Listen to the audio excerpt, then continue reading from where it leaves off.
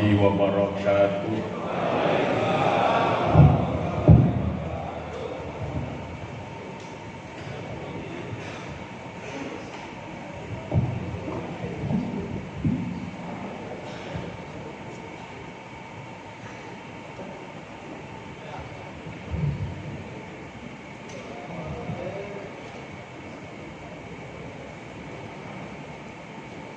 Alhamdulillahil wahidil qahhar alladzi arsala Muhammadal Mustafal Muhtar. Asyhadu an la ilaha illallahul ahadul jabbar al-mutakabbiru mutta'alis syatar.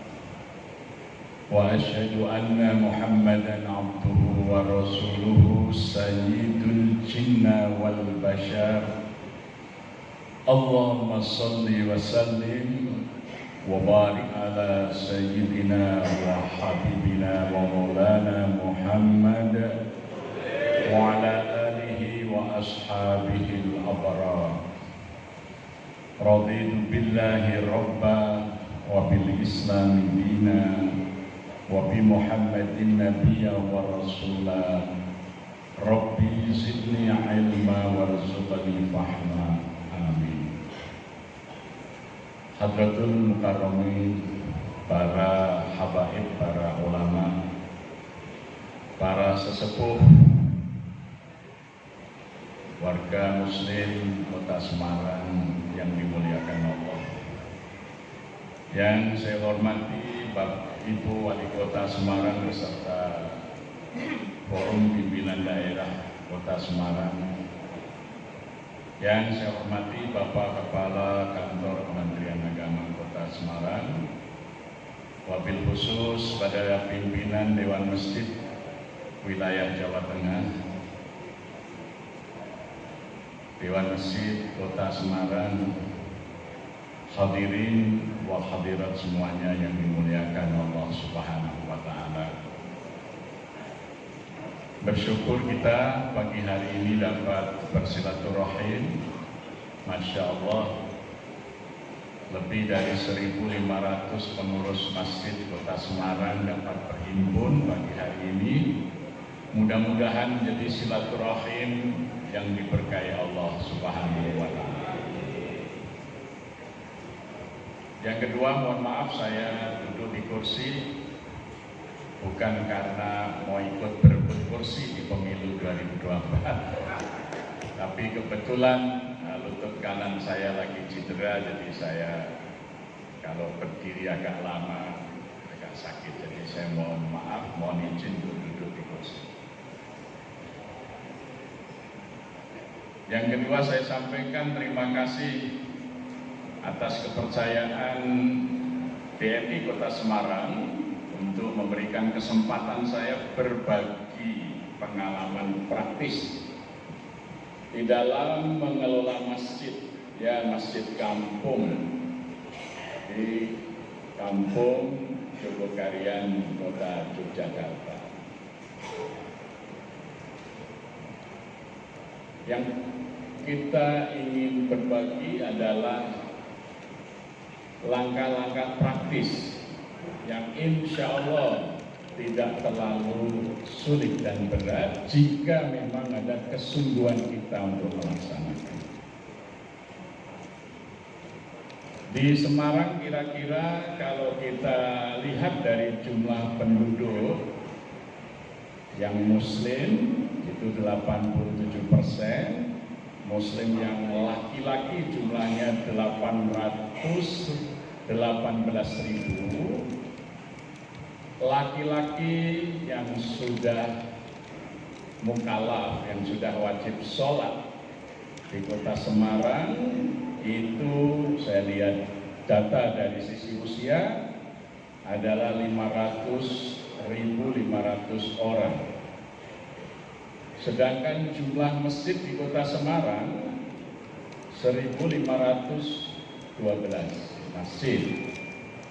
Maka laki-laki mukallaf, laki-laki yang sudah wajib mengerjakan sholat di Kota Semarang kalau dibagi 1.512 masjid, satu masjid setidaknya kalau sholat itu ada 331 orang per masjid.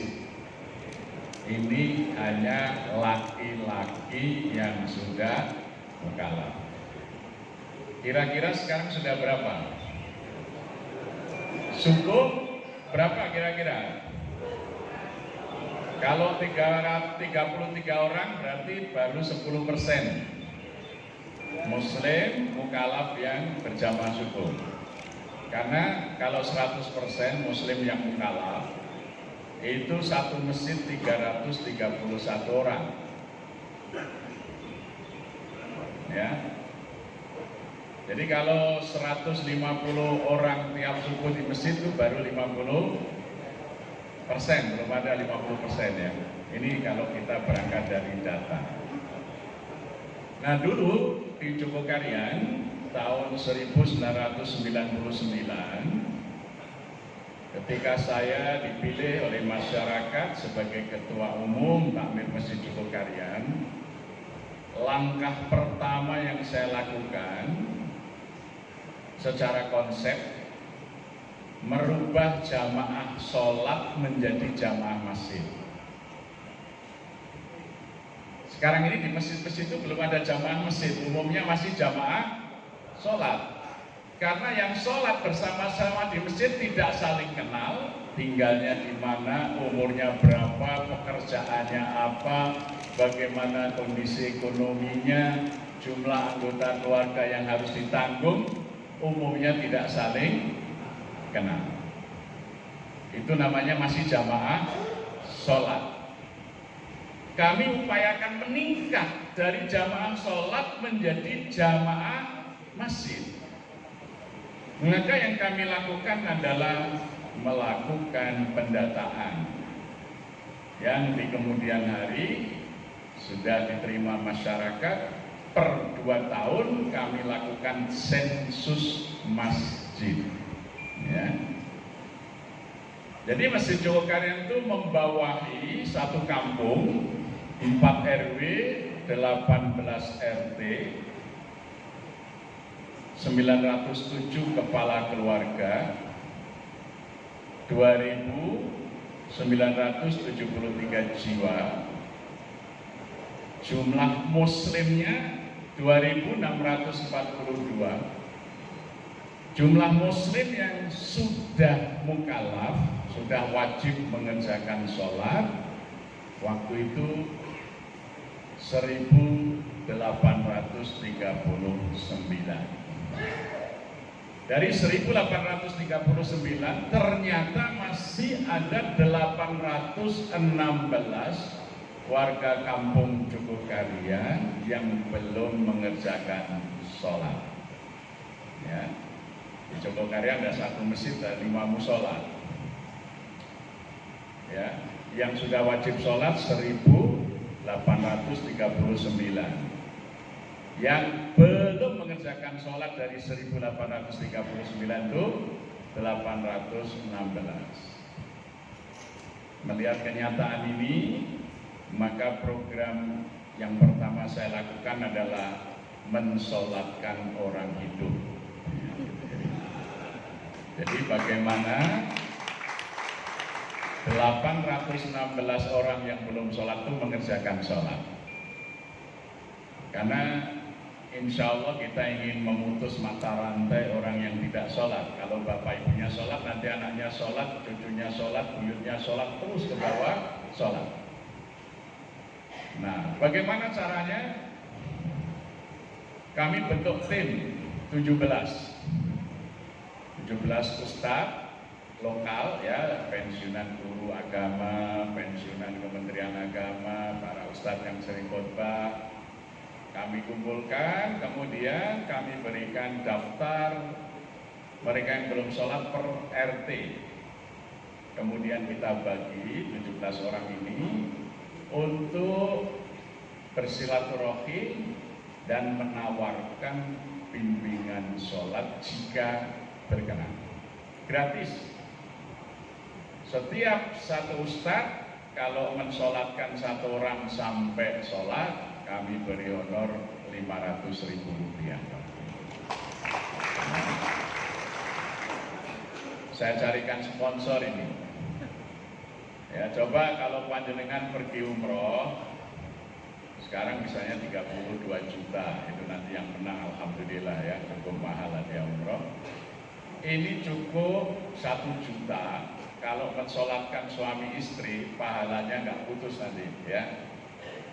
Suami istri yang nggak sholat jadi sholat, nanti anaknya sholat, cucunya sholat, buyutnya sholat. Setiap mereka mengerjakan sholat, pahalanya mengalir kepada donatur yang membiayai gerakan mensolatkan orang hidup ini. Bahkan karena ini berhasil, dulu sebelum ada BSI masih BNI Syariah, program ini kita kembangkan secara nasional. Ternyata BNI Syariah waktu itu bisa menghimpun dana untuk mensolatkan orang hidup itu dari para nasabahnya yang tertarik membiayai gerakan mensolatkan orang hidup itu sampai 5 miliar gitu ya. Jadi bisa berapa banyak di masjid-masjid dimanapun orang yang disolatkan ya, gitu. Ya, jadi kita ingin memutus mata rantai muslim yang tidak sholat. Nah, kunjungan pertama kami sendiri yang melakukan dengan pengurus Takmir Masjid Jogokarya bersilaturahim. Kita pilih momentumnya waktu itu menjelang musim hujan. Kenapa? Untuk mengetuk pintu supaya tidak semata-mata silaturahim, kami menyiapkan bibit tanaman, bibit mangga, bibit durian, rambutan, paling harganya 5.000 sampai 7.500 ya, untuk alat mengetuk. Pak, ini mau musim hujan, Bapak Ibu mau nanam pohon apa ini? Kami masjid punya program penghijauan. Oh ya, monggo silakan Pak Lenggah, ngobrol, kita tawarkan. Masjid ada program memberikan bimbingan sholat. Alhamdulillah antusiasmenya luar biasa. Tahun 2003 dari 815 tinggal 315 dan tahun 2009 tinggal 27 orang. Ya, jadi ini mensolatkan orang hidup.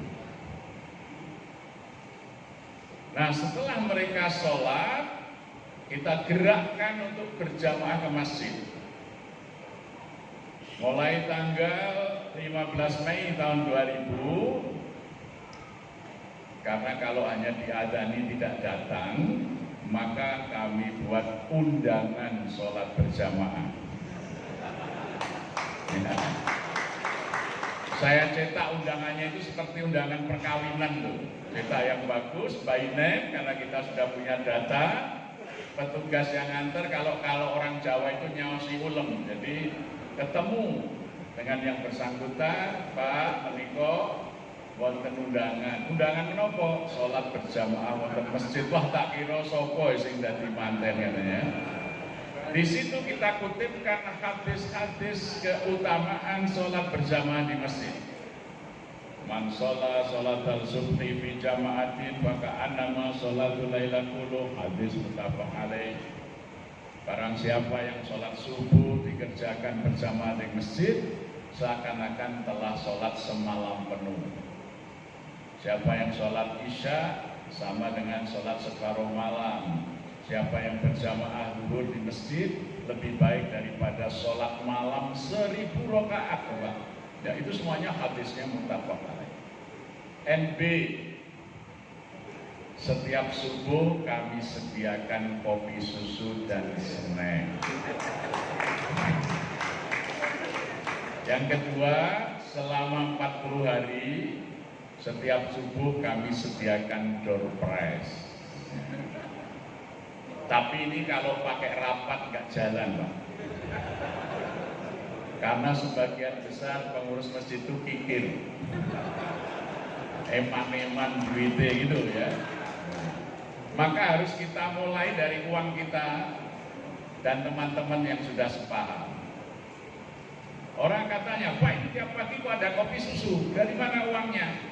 Oh ini ada teman-teman yang menyediakan. Kalau mau ikut monggo, setiap subuh sekian gelas, sekian rupiah, snacknya sekian. Oh ya saya ikut gitu.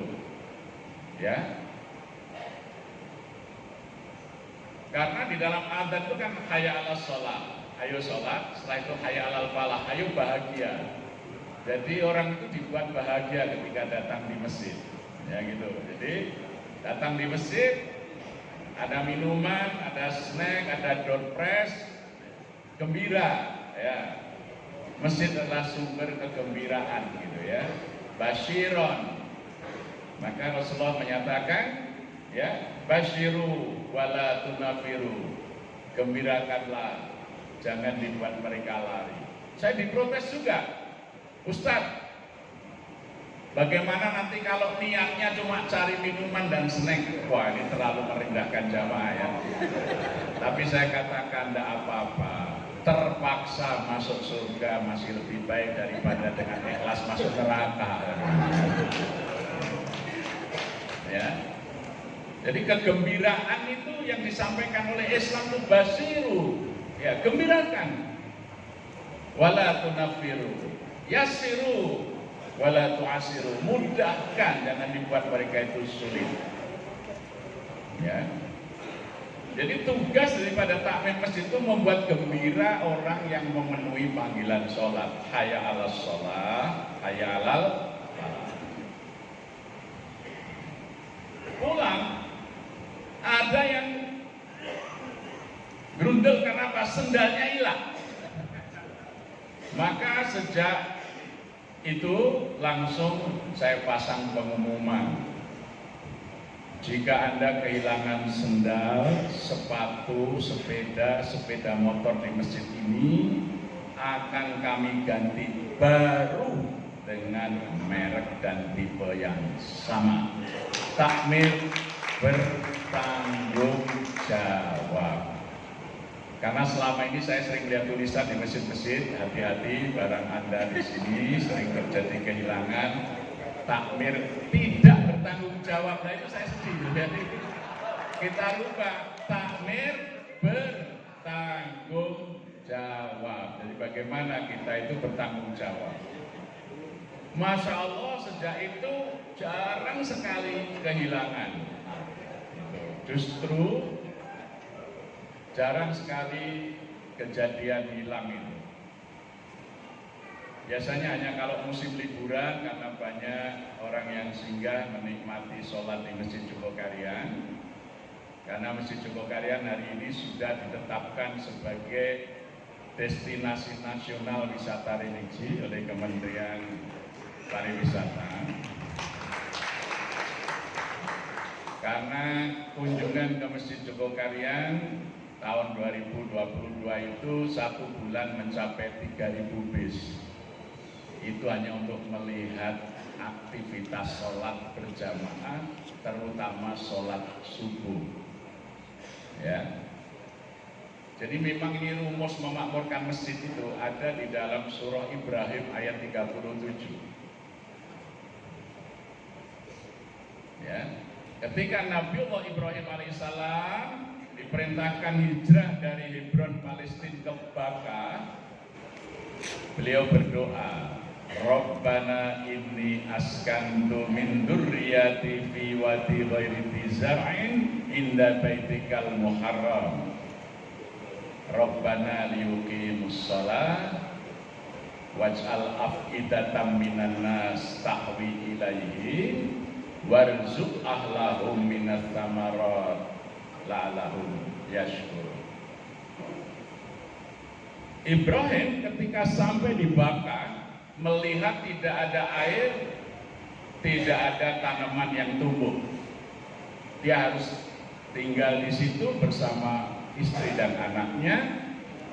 Maka Ibrahim berdoa kepada Allah, ya Tuhan kami, Engkau telah menempatkan aku dan anak keturunanku di lembah yang tidak ada air dan tanaman ini,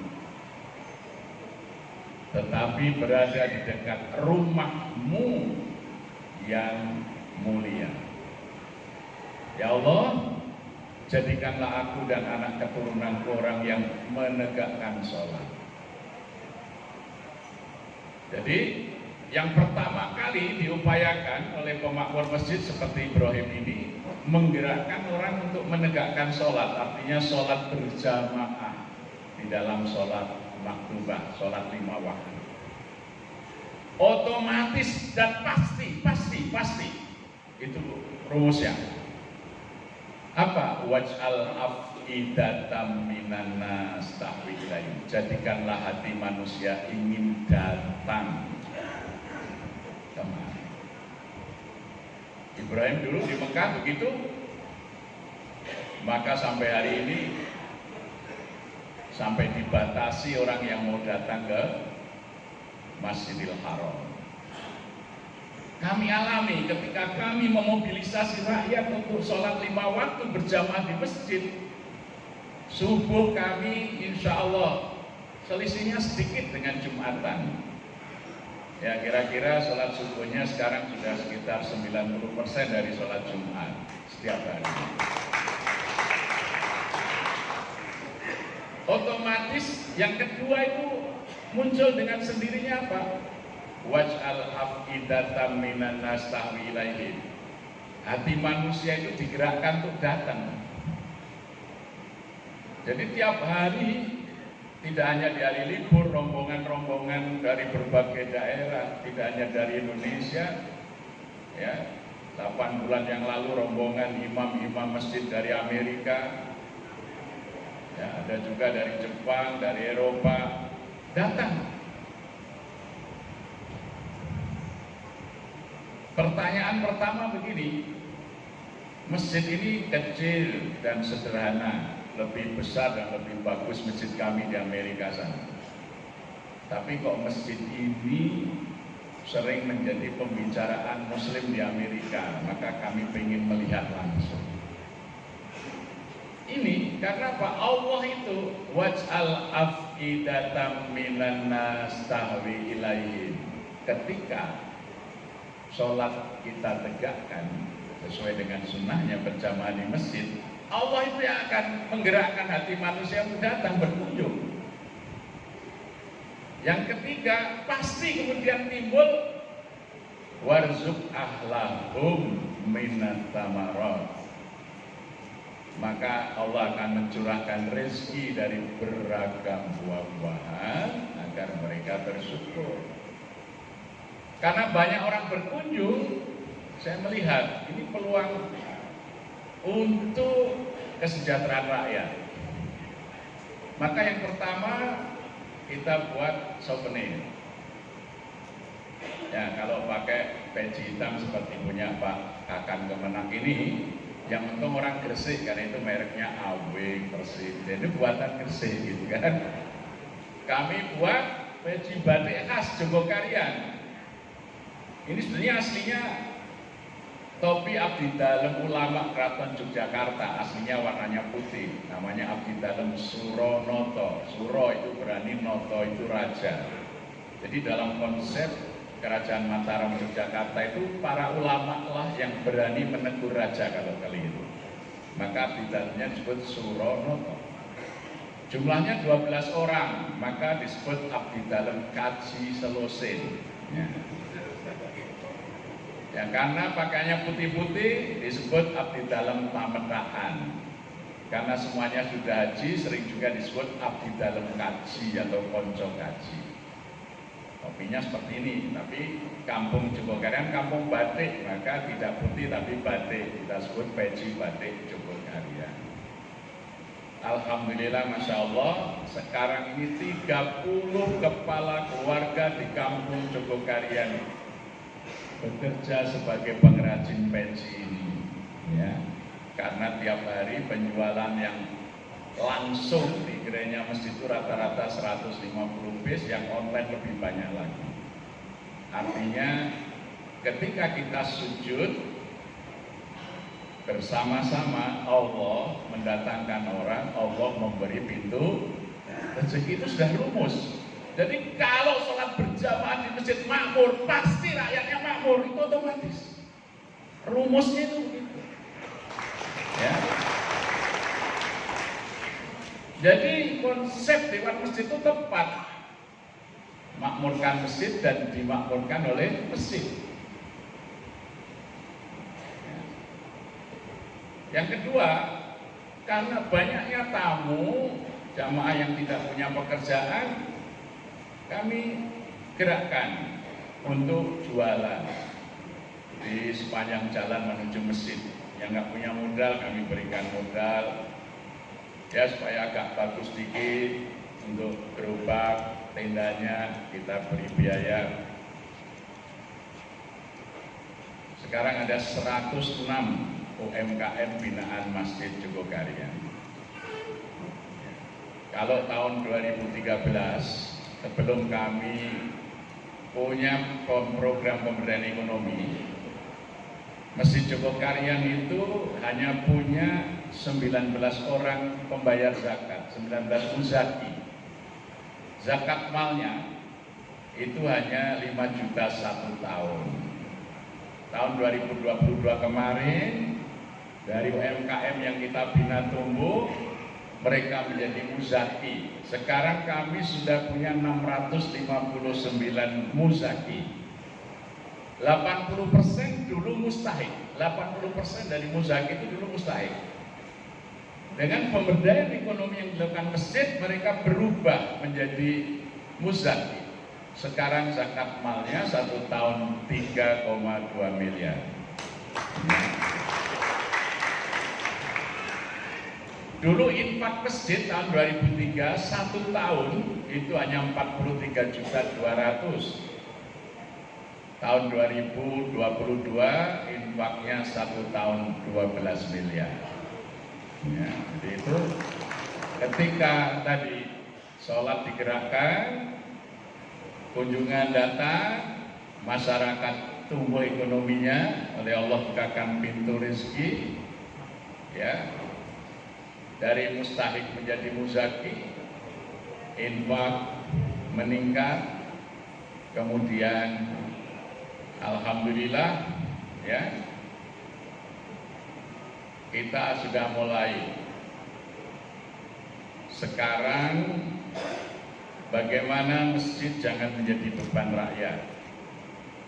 Maka kami mulai 3 tahun yang lalu, 1 kotak saya sediakan namanya kotak wakaf produktif. Orang boleh berwakaf 1.000, 5.000, 10.000, kita berikan aset untuk menghasilkan uang bagi kepengurusan masjid. Ya.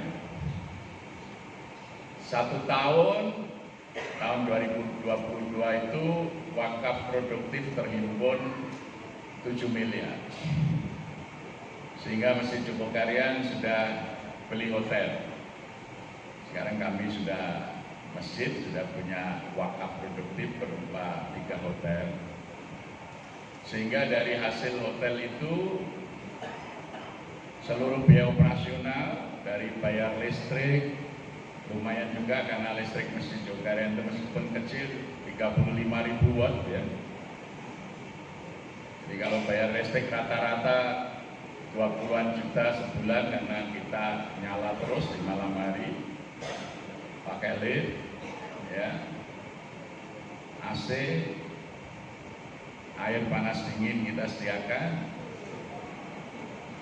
karyawan 21 orang, dan gaji merbot terendah UMR plus.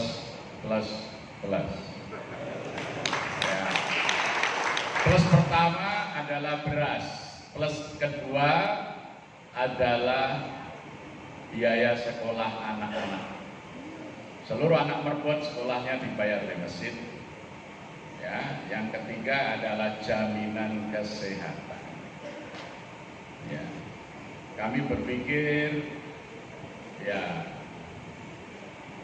kalau ada merbot kok di bawah UMR gajinya, apa bukan perbudakan, ya? Saya berpikir begitu, ya. Maka mestinya itu diberikan dari las atau bas supaya sesuai, karena UMR itu kan muamalah yang ditetapkan, ya akad satu masyarakat. Artinya hidup layak itu segitu, kalau nggak segitu berarti kurang layak hidupnya kan. Nah, kita coba, alhamdulillah ya, kita bisa dengan tadi optimalisasi aset masjid sebagai wakaf produktif. Kami tiap 15 hari bisa membagi 480 paket sembako untuk 480 kakak miskin. Ada beras, minyak goreng, telur, gula teh. Jangan sampai ada masjid pada orang yang tidak bisa mencukupi kebutuhan pokoknya. Ada masjid cukup. Masih kami backup dengan ATM beras. Karena apa? Karena masjid sudah punya 2 bidang sawah yang hasil panennya untuk warga miskin. Jadi masjid adalah sumber kesejahteraan rakyat. Itu tagline kami.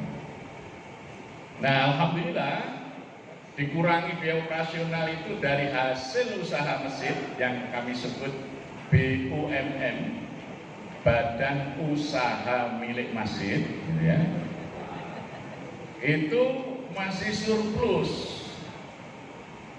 sehingga ditambah infak yang 12 miliar setahun, zakat yang 3,2 ditambah ya saldo rata-rata per bulan dari badan usaha milik masjid itu bersih ya, sudah dikurangi biaya operasional, gaji karyawan, bayar listrik, sampai dengan zakat usahanya saldo bersih dari BUMN itu per bulan sekarang di atas 45 juta. Ini yang sedang kami pikirkan adalah skema memberikan pensiun kepada para pengurus masjid yang senior, imam-imam masjid yang senior, juga para jamaah-jamaah aktif yang senior. Jadi tugas orang muda itu memikirkan yang tua, ya. Itu masjid mesti memikirkan itu. Kalau tidak, apa yang terjadi? Yang tua nggak mau berhenti, nggak mau pensiun. Tapi kalau disediakan dana pensiun, pengen cepat pensiun, Pak. Sehingga ada mobilitas regenerasi itu cepat. Ya, itu ajaran Rasulullah, memuliakan orang tua itu loh. Kadang-kadang pengurus masjid, pengurus yayasan yang mengelola masjid itu tidak berpikir bagaimana imam kita setelah tua, stroke, nggak bisa ke masjid lagi, nggak bisa jadi imam, Masya Allah. Bahkan banyak imam kita tidak mendapatkan penghargaan secara finansial ya. Insya Allah ikhlas, Allah memberi, tapi kita sebagai pengurus harus memikirkan. Ya, kalau di Masjid Jogokarian kita punya 2 imam tetap, semua hafid Quran, masih muda, ya minimal umur 30 tahun, maksimal itu 50 tahun, itu setelah 50 tahun pensiun ya, harus kita pikirkan. Gitu kan. Sekarang gajinya baru 6 juta satu orang satu bulan. Jadi kami menggaji imam tetapnya 2, tadi 12 juta. Imam cadangan 3 juta, jadi baru menggaji imam 15 juta. Ya. Kalau masjid belum menggaji imam, biasanya imamnya jorok, maksudnya jorok-jorokan, seperti jadi imam gitu ya, nggak ada imam tetap gitu ya. Ya. Ya. Maka apa? Yang ada bukan imam masjid nantinya, hanya imam sholat. Artinya kalau imam masjid dia mengenal jamaahnya, menjadi tempat curhat, ya. Jadi di masjid itu orang datang tidak hanya dari lokal, bahkan kadang dari luar kota, dari konsultasi perkawinan, konsultasi waris, konsultasi ekonomi, macam-macam. Masjid itu jadi tempat bertanya orang. Nah itu imam masjid. Kalau imam sholat itu imam kubro, imam sugro, imam kecil. Kalau imam masjid itu imam besar. Ya semacam mufti, ya tempat orang bertanya.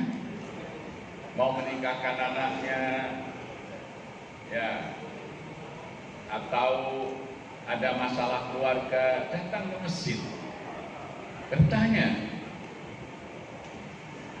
Nah ini jamaahnya dari jamaah sholat ditingkatkan menjadi jamaah masjid, dari imam sholat menjadi imam masjid. Maka imam masjid itu memang harus memiliki wawasan yang luas, terutama fikihnya itu. Kalau di Gresik saya mengelola juga Masjid Akbar Mudar Arifin. Kalau di sana imamnya, karena itu masjid perusahaan, imamnya kami gaji pokoknya saja 10 juta sebulan. Kami beri mobil dinas Innova Reborn terbaru. Jadi kalau imam masjid ini diundang Pak Wali Kota atau Bupati mimpin doa, itu parkirnya dengan kepala dinas itu nggak malu gitu loh, mobilnya sama lah kira-kira yang Paripun gitu ya. Jadi masjid itu dimulai satu dari akimis sholat, menggerakkan masyarakat untuk sholat.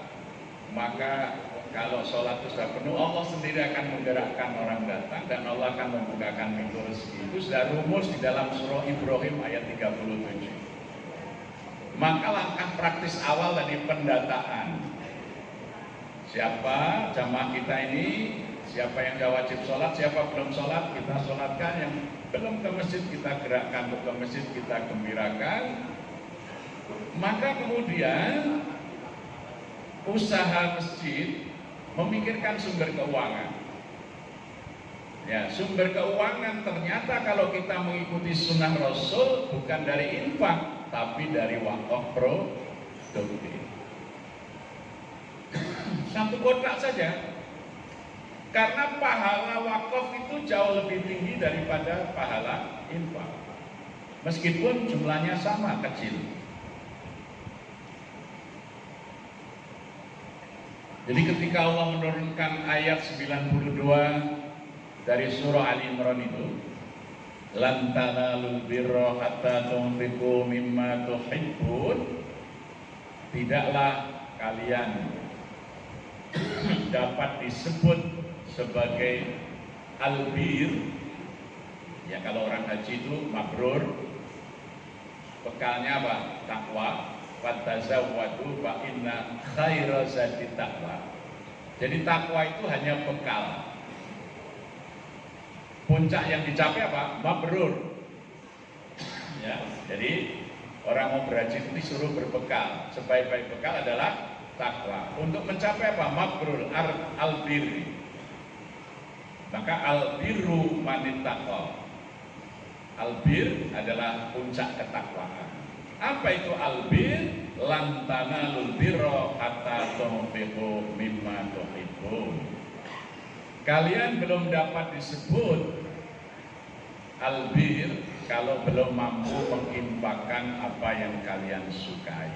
Nah, begitu ayat turun, Sayyidina Umar bin Khattab langsung menghadap Rasulullah. Ya Rasulullah, di antara hartaku yang paling aku sukai adalah kebun kurmaku di Khaybar. Maka aku serahkan kepada Allah. Tahanlah. Artinya mati, tidak boleh lagi dijual belikan, tapi berikanlah hasilnya. Maka muncullah istilah wakaf. Ya. Kemudian Abu Talha datang, ya Rasulullah, kebun Buraimah, kebun kurmaku yang ada di sekeliling masjidmu itu, semuanya aku serahkan kepada Allah. Baiklah, tetap kamu kelola bersama keluargamu, lebih dari kebutuhanmu kamu berikan ke kebaikan. Maka muncullah, kalau Umar tadi namanya wakaf khairi, kalau Abu Talha namanya wakaf ahli, gitu ya. Sayyidina Utsman membeli sumur Romata. Karena orang membeli sumur itu mahal harganya ketika air langka, maka dibeli oleh Sayyidina Utsman bin Affan, diwakafkan. Maka Rasulullah kemudian menyatakan, ya, apa yang kamu lakukan telah menggetarkan arsy Allah, maka Allah telah menurunkan ayat untukmu. Nabi membaca akhir surah Al-Fajr, ya ayyatuhan nafsul mutmainnah, irji'i ila rabbiki radiyatan mardiyah, wadkhuli fi ibadi wadkhuli jannati. Wahai jiwa-jiwa yang tenang, kembalilah kamu kepada Tuhanmu dengan ridho dan diridhoi. Masuklah kamu ke dalam golongan hamba-hambaku dan masuklah kamu ke dalam surga. Nanti ketika datang waktumu menghadap Allah, Allah akan memanggilmu dengan seruan ini. Jadi kalau orang itu pernah wakaf, sekalipun kecil tapi ikhlas karena Allah, nanti kalau mau ajal, Allah menyeru, ya ayyatuhan nafsul mutmainnah. Ini keutamaan wakaf. Kalau tidak pernah wakaf, nanti yang membacakan mutin pas pamitan jenazah saja, ya. Nah, kalau kita baca asbabun nuzul ayat ini, akhir surat Al-Fajr ini tentang wakaf. Ketika ini kita sampaikan kepada jamaah, kemudian kami sediakan 1 kotak wakaf untuk kita belikan aset yang produktif. Wakafnya bersifat kolegial, ya, ada bakul jamu, ya, setiap hari habis jualan mampir, tidak ke infak, masuknya ke wakaf, ya, kecil-kecil. Tahun yang lalu 7 miliar, sehingga kita bisa beli hotel Anugerah Wisata 2 di kawasan wisata Kaliurang. Kalau pandangan tindak Kaliurang, nanti masuk Kaliurang ada patung udang itu, maju ke depan sudah ada tulisan Hotel Anugerah Wisata 2 BUMM, Badan Usaha Milik Masjid Jogokarya. Ya, jadi tahun ini lebih dari 7 miliar karena belum selesai dihitung, karena pecahan 100.000 dan 50.000 itu sudah 8 miliar, yang pecahan 20.000, 10.000, 2.000, 5.000 belum dihitung, belum selesai. Semangat berwakaf itu luar biasa ketika tahu fadilahnya. Dan sebetulnya jamaah kita itu yang dimaksud, sehingga ketika orang memasukkan kotak infak ke masjid, mau digunakan honor khotib nggak boleh, mau digunakan untuk konsumsi pengajian jangan. Itu sebenarnya di benak mereka itu wakaf maksudnya, gitu ya. Ya, bukan infak. Kalau infak untuk semua boleh, tapi pemahaman mereka adalah shadaqatin jariyatin sebetulnya kan. Ini wakaf. Jadi masyarakat itu tinggal dikasih sedikit pengertian, itu masya Allah luar biasa. Ya, sehingga tiap tahun masjid bertambah aset. Hasil dari aset wakaf itulah untuk kesejahteraan rakyat. Infaknya 100%.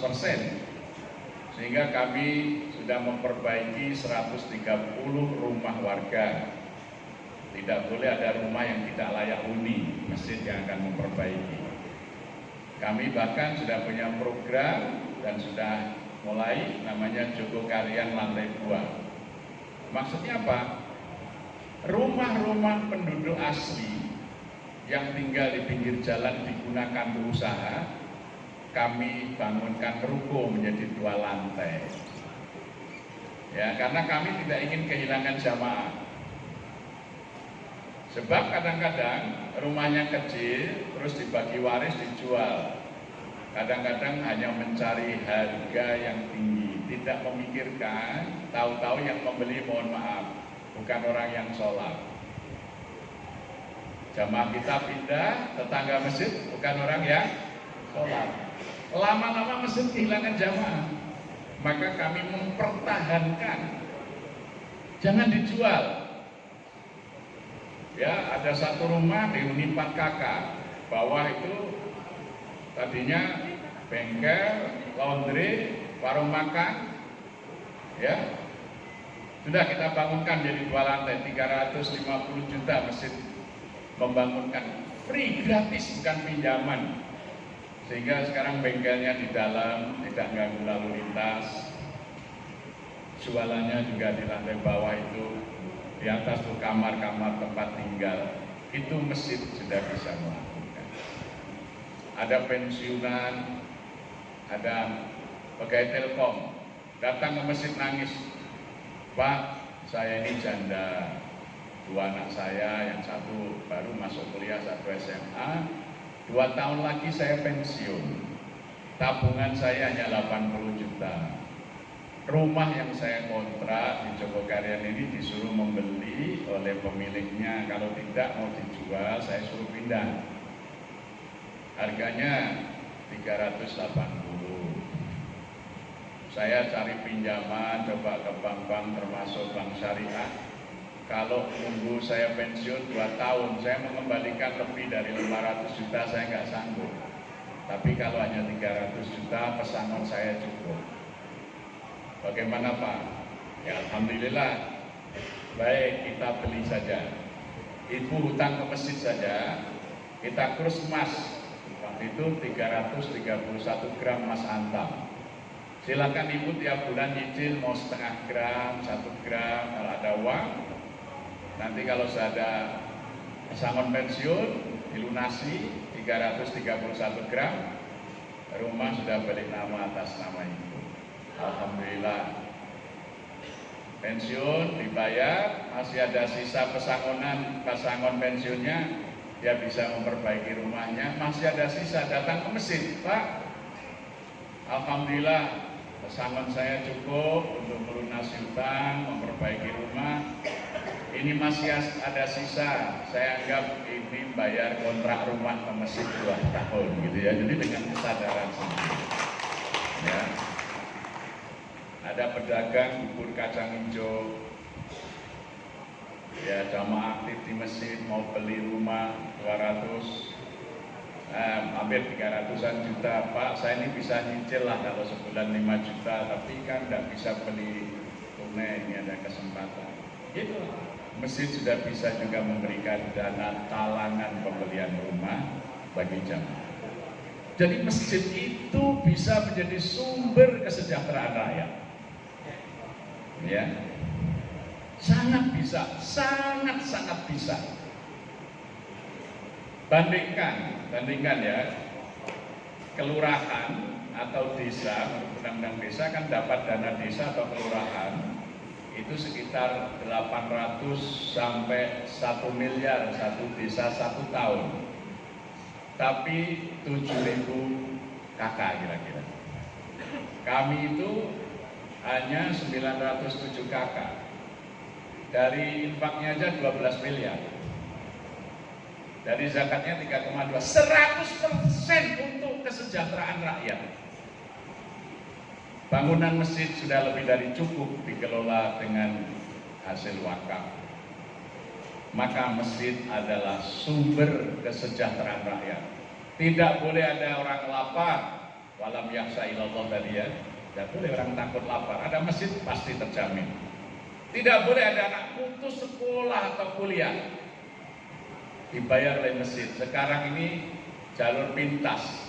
Kepala-kepala sekolah yang punya murid warga Jogokarian langsung nagih SPP-nya ke masjid. Ya.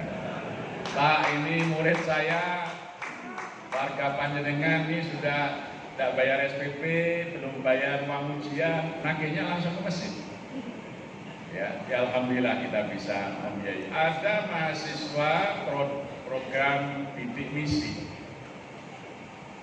Mereka sarjana kedokteran, sudah di wisuda S1, gratis ya. Tapi ketika mau koas, ternyata nggak ada beasiswa. Nangis orang tuanya sama anaknya ini ke masjid. Mimpi mau jadi dokter, hampir pupus. Karena waktu S1 itu sampai lulus, IP-nya tinggi Bu, ada yang 3,98, ada 3,78, sarjana kedokteran. koas harus bayar sendiri, tidak ada beasiswa, tidak boleh dicicil. 56 juta.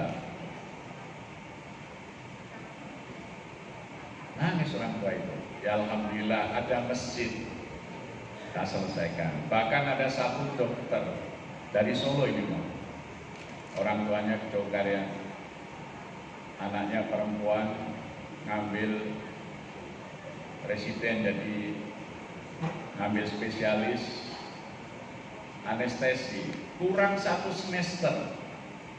Berapa? Hanya 34 juta. Hampir pupus harapannya untuk jadi spesialis karena bapaknya meninggal, ibunya nggak bisa cari uang untuk menutup SPP itu. Ya Masya Allah.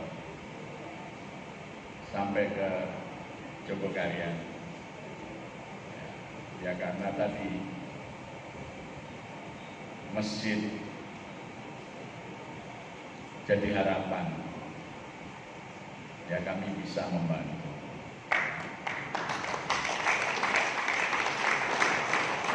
Mohon maaf ini, ada orang Turki, maaf, bukan Turki, orang dari Maroko,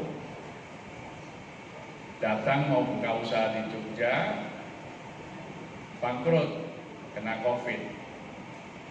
Izin tinggalnya habis, harus pulang dan tidak punya apa-apa. Datang ke Semarang, ke Masjid Baitur Rahman. Ternyata oleh pengurus Masjid Baitur Rahman ditunjukkan ke Jogokarya, kembali ke Jogja.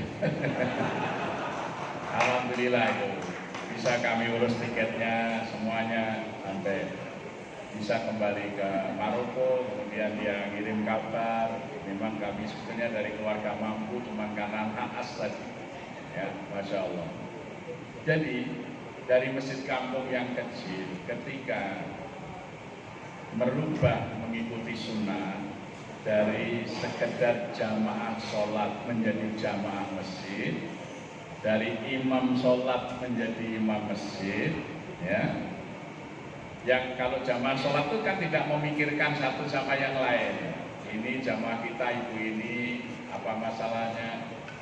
Ya, imamnya juga urusannya hanya sholat, tidak memikirkan tadi kalau ada masalah di antara makmumnya, makmum sholatnya itu. Ya, ini dirubah memikirkan keadaan makmum, maka banyak yang bisa kita lakukan. Karena sifat dasar orang Indonesia itu dermawan. Ya, kedermawanan orang di Indonesia itu luar biasa, sangat dikenal. Ketika kapal selam Nenggala tenggelam itu, kami langsung spontan aja dari anak-anak pengajian, Pak beli kapal selam gitu. Kita yang tua-tua ya coba kita urunan, coba kita buka kesempatan masyarakat yang mau membantu membeli kapal selam. 1 hari itu terhimpun 1,6 miliar. Ya, saya serahkan Kasal. Setelah sampai Kasal, ternyata diingatkan Angkatan Laut hanya pengguna, tidak boleh menerima karena hak pembelian alutsista itu adalah haknya Menteri Pertahanan, Menteri Keuangan atas izin Komisi 1. Akhirnya kami diundang NTB ke Komisi 1, ya. Itu sebenarnya kami cuma ingin menggerakkan rakyat ini ikut memiliki rasa bela negara gitu, melalui masjid itu. Jadi Masya Allah, rakyat kita, masyarakat kita itu kedermawanannya luar biasa.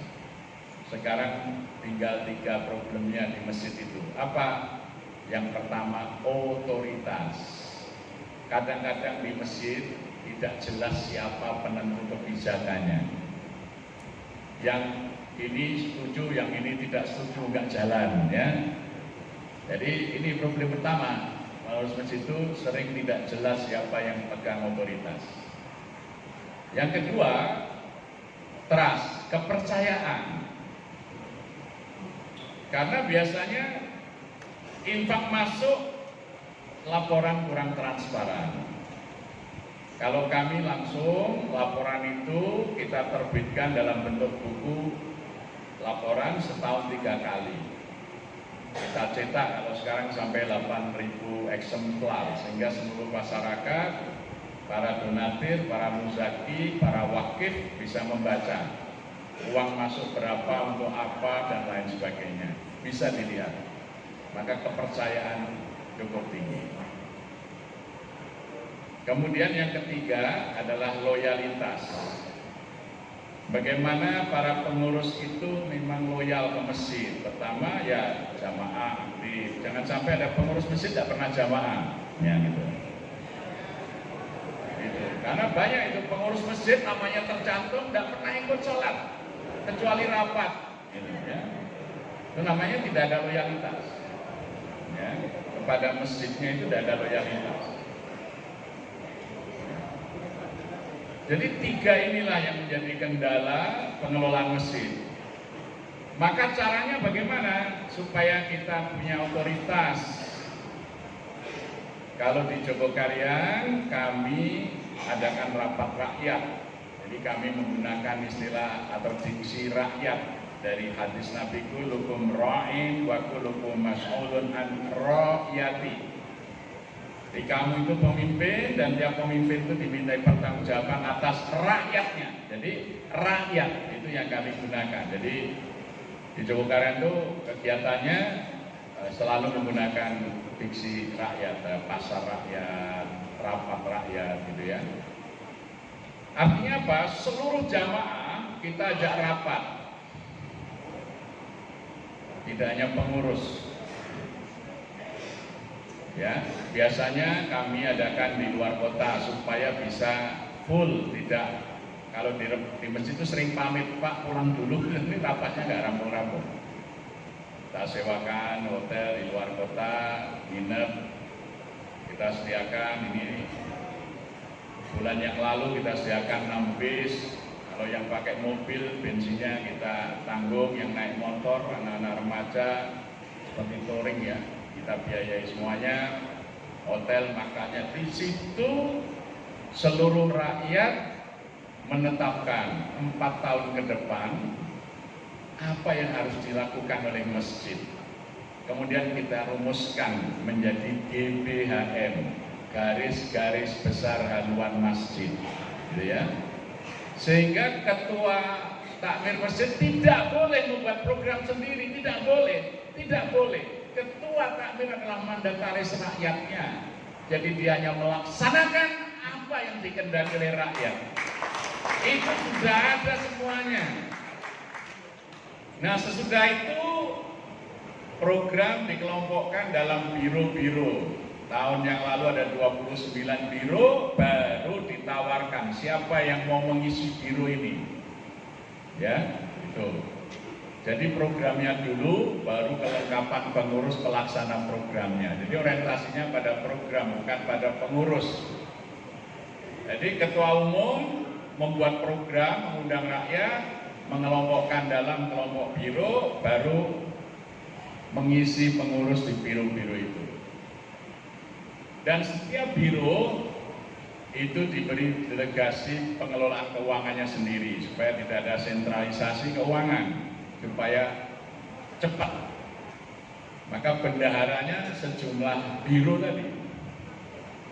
Bendara umum hanya mengelola infak Jumat. Ya, di Jogokarian infak Jumat baru kisaran 15 sampai 18 juta tiap Jumat.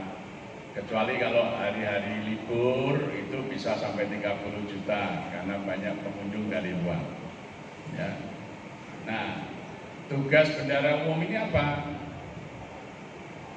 Memberi subsidi pada biro yang keuangannya belum cukup dan mencatat laporan keuangan.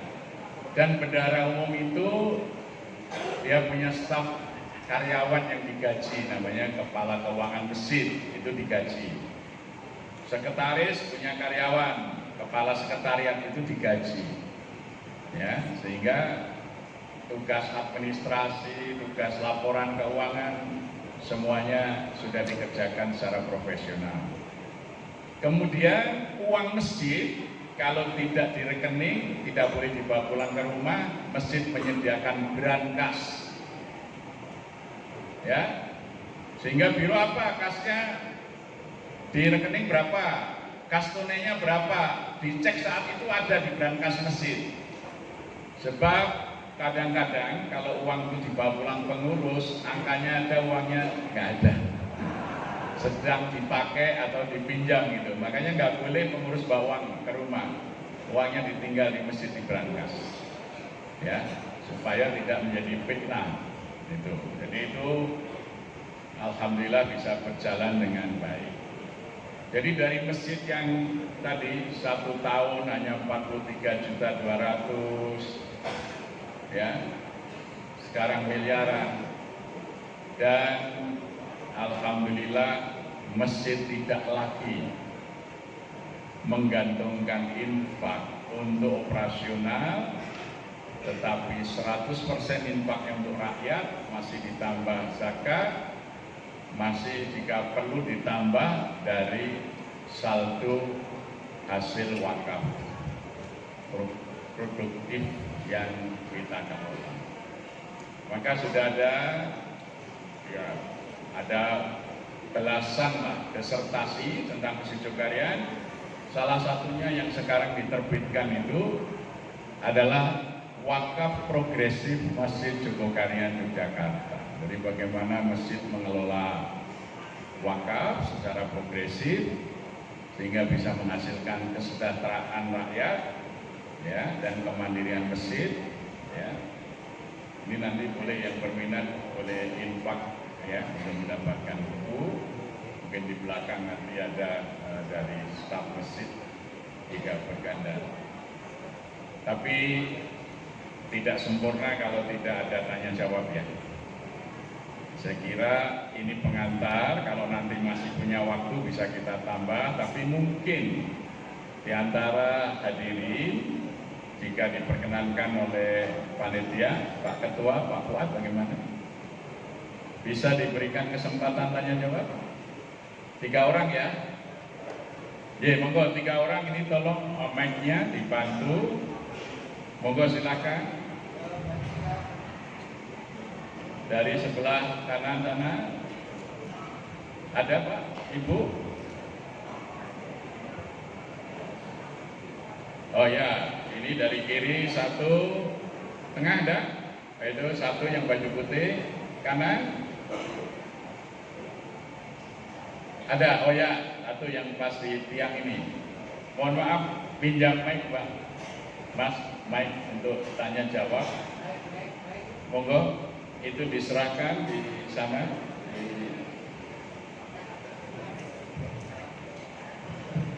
Itu Pak, di sebelah sana. Monggo tadi yang angkat tangan. Monggo. Itu. Nah, pakai batik ini, pakai batik. Ini Pak.